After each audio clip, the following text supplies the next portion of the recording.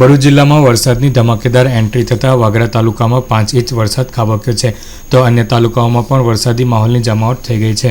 છેલ્લા 2-3 દિવસથી વરસાદી વાદળો ઉમટતા હોવા છતાં વરસતા ન હતા, પરંતુ ગરમીથી રાહત આપતો વરસાદ ગત બપોર બાદ વરસ્યો હતો.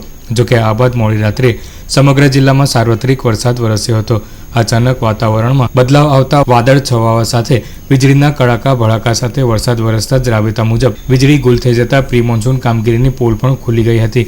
સમગ્ર ભરૂચ જિલ્લામાં ગતરોજથી વરસાદી માહોલની જમાવટ થતાં ધરતીપુત્રોમાં ખુશી પ્રસરી જવા પામી છે.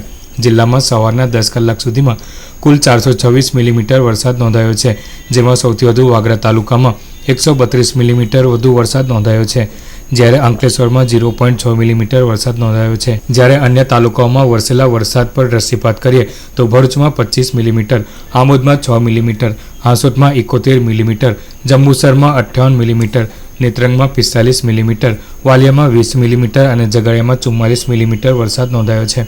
પ્રથમ ગણનાપાત્ર વરસાદમાં જ પાલિકાની પ્રી મોન્સૂન કામગીરીની પોલ ખુલી ગઈ હતી.